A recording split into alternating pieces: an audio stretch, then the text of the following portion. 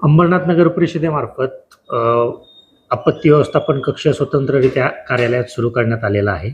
त्यामध्ये कर्मचाऱ्यांची नेमणूक केलेली आहे आणि तो ऑलरेडी आता कार्यान्वित झालेला आहे. मान्सूनपूर्व आपण जे काही नालेसफाई करतो त्याचंही काम प्रगतीपथावर आहे. आजच त्यांची जी माहिती मिळालेली आहे विभागाकडून, साधारणतः 70% आसपास कामं पूर्ण झालेली आहेत आणि 7 ठिकाणी आजसुद्धा JCB आणि पोकलेन कार्यरत आहेत अशी त्यांनी माहिती दिलेली आहे. त्यामुळे त्यांना तशा सूचनाही दिलेल्या आहेत की संभाव्य पावसाचा धोका लक्षात घेऊन त्यापूर्वी सर्व कामं वेळेत पूर्ण करण्याबाबत निर्देश दिलेले आहेत. आणि आपत्ती व्यवस्थापन कक्षामध्ये आपण 24/7 कार्यान्वित असणार आहे. त्यामध्ये कर्मचाऱ्यांची वगैरे पण नेमणूक करण्यात आलेली आहे. सर्वच नागरिकांकरता त्यातील संपर्कासाठीचे नंबर की जे टोल फ्री नंबर आहे तो मी या ठिकाणी सांगू इच्छितो. 18-00-233-11-06.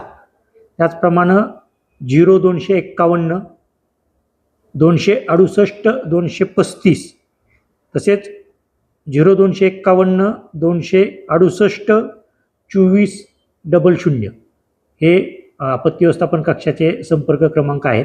कोणत्याही ठिकाणी काही आपत्ती उद्भवल्यास त्यावर निश्चितपणाने संपर्क करावा.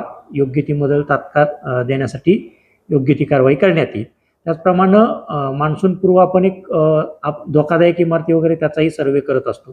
तोही सर्वे पूर्ण झालेला असून संबंधितांना त्या नोटिसा बजावण्यात आलेल्या आहेत. अंबरनाथ शहरामध्ये पूर्व पश्चिम अशा मिळून 238 इमारती या आपण अति धोकादायकमध्ये जाहीर केलेल्या असून त्यांना त्या नोटिसा बजावण्यात आलेल्या आहेत.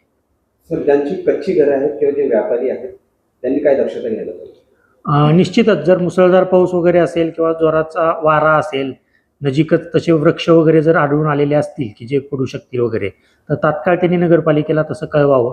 नगरपालिकेमार्फत ही सर्वे करून आणि MSEB मार्फत की झाडांच्या फांद्या वगैरे काटण्याचे कामं करण्यात येतात. पण जे काही धोकादायक अवस्थेतील तसे घरं असतील किंवा वृक्ष वगैरे जरी आढळून आले तरी ते आम्हाला कळविण्यात यावे. त्या ठिकाणी पथकामार्फत योग्य ती कारवाई करण्यात येईल.